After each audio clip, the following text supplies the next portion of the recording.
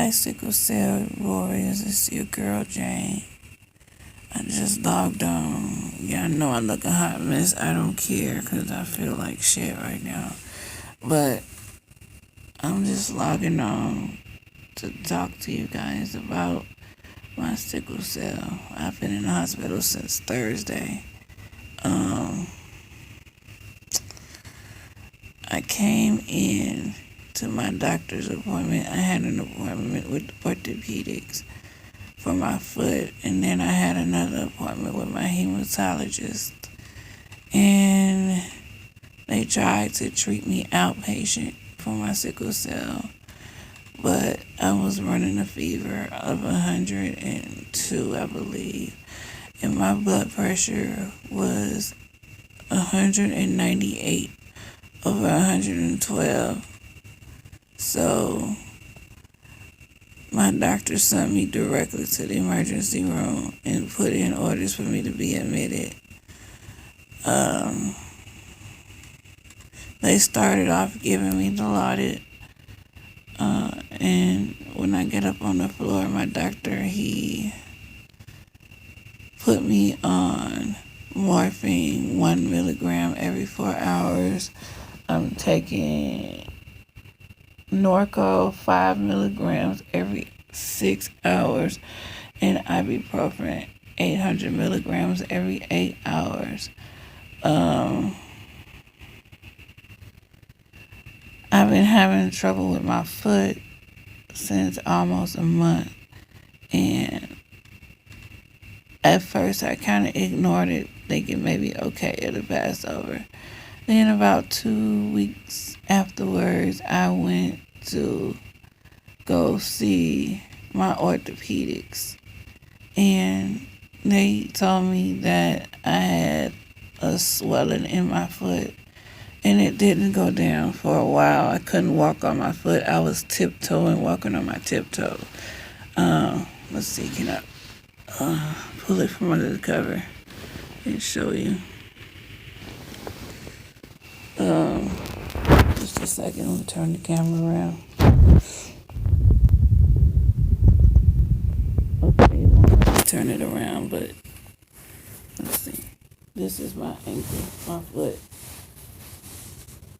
And this part is not supposed to be out like this. Excuse me.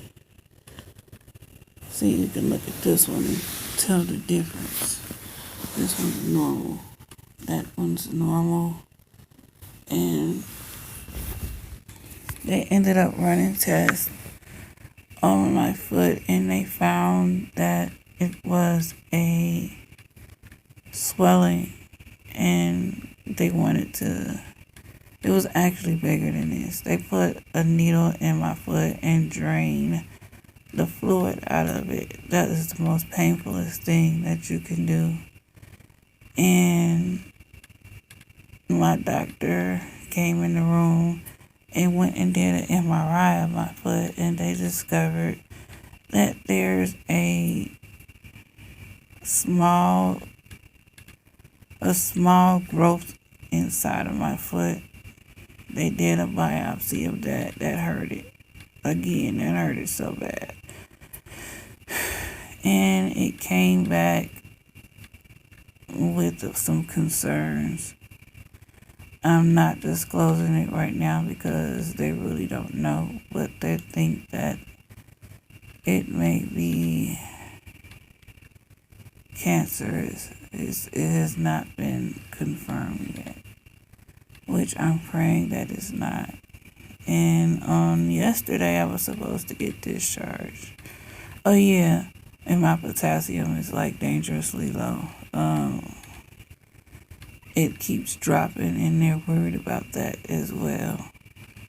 As you can see, I'm kind of half tired because the other night I didn't get any sleep. I was wide awake. Last night I kind of got a pretty decent amount of sleep. But right now my pain level is pretty high, and my medicine is not really working. My doctor came in the room today, and he said that until I get my pain under control, they're not looking into discharging me. They upped my oxygen. I was on 2 milliliters of oxygen, and my doctor came in and went up on my oxygen. My oxygen level dropped even with oxygen on. It's at 64% when it should be at like a 98 or 99 to 100%. So he went up on that, and also to fight sickle cell crises. I'm having trouble with my breathing, and I'm having problems with my chest. My chest, when I first came in here, each breath that I took felt like someone was literally stabbing me in my chest. So, but they couldn't find anything. So it kind of eventually passed over. And today he said he was going to try to see if I can go home. But once again, today he went up on the oxygen. I will not be going home for a while. Don't look like.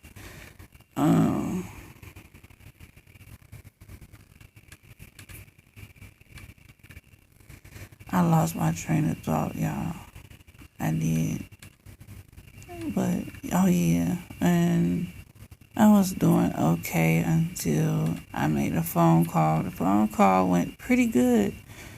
But then someone made a comment. Well, my mother made a comment, and she said that someone told her that I was faking. And it kind of pissed me off really, really bad, because it's so frustrating already as it is, because I have to be in the hospital and I have to deal with the hospital so often. And for them to say such a thing, I don't know who said it. She said that one of my aunties said it, but it was irrelevant. And it kind of hurt it, because how can someone fake or lie about an illness? First of all, HIPAA law will not allow anyone to be admitted into the hospital unless there is something wrong. You can't just sign yourself into a hospital. And it's kind of frustrating, because people just don't understand what it's like living with sickle cell, because they'll sit up there and they'll be, 1 minute you can sit up and you can be fine. You can be laughing and joking and dancing and doing almost anything and everything you want. And the next minute you're fighting for your life. You're in pain. And they don't understand why. Like, okay, you was just fine. How come you hurting now? Why come you hurting? You wasn't hurting yesterday, or you wasn't hurting 5 minutes ago. And that's just how sickle cell is. It does that.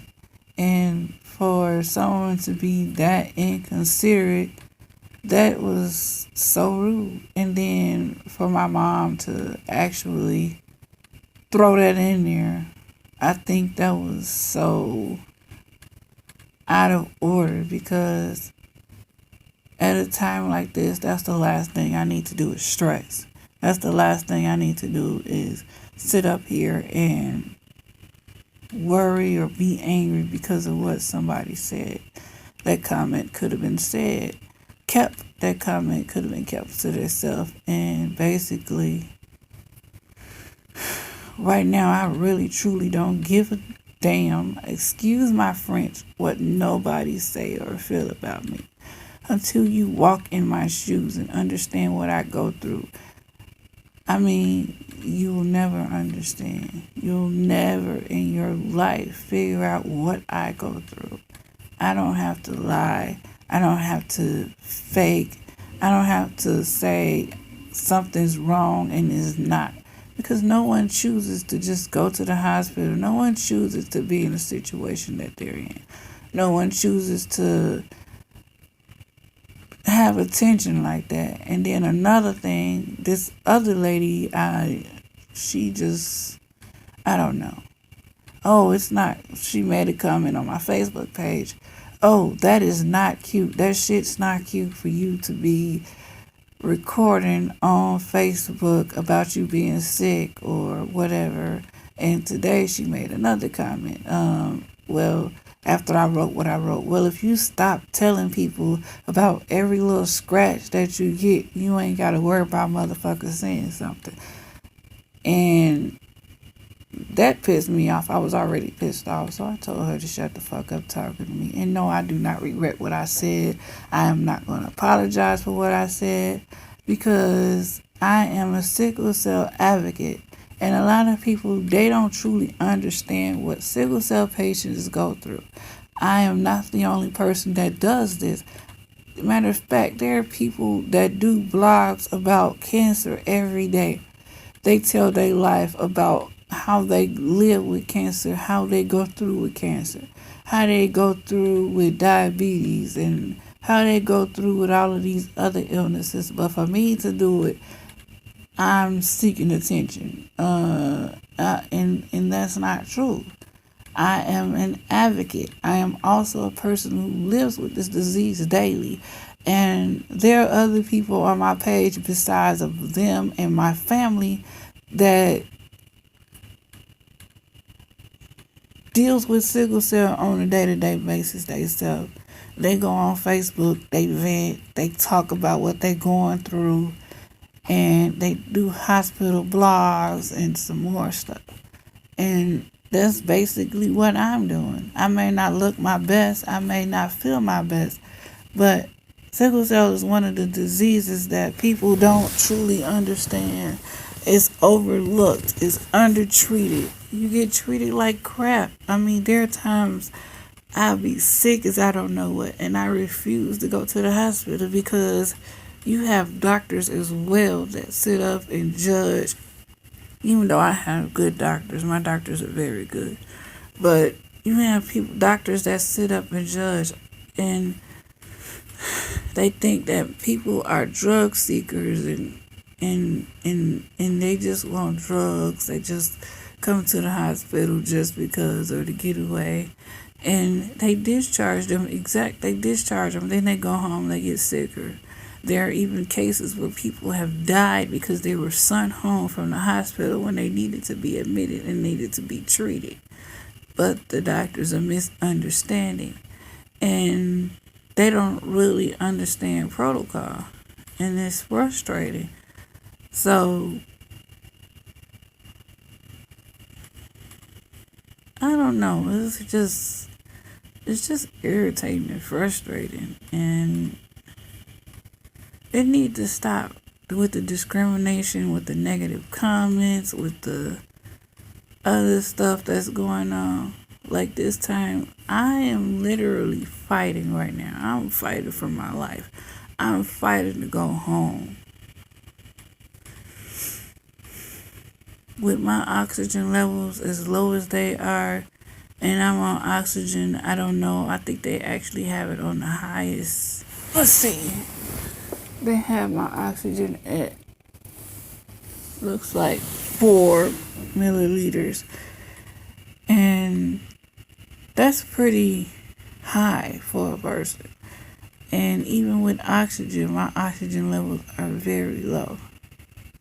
I get sleepy, I'll fall asleep. Whenever my pain is at a level, I do try to get my sleep. I try not to answer my phone.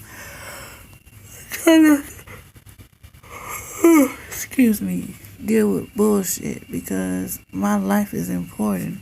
And just say for instance, what if one day I come in here and I'm gone? I never leave here. And sometimes it literally feels like that. Like I won't leave here. I mean, like I'm going to leave this earth. With my oxygen levels low as they are, I could easily just go on.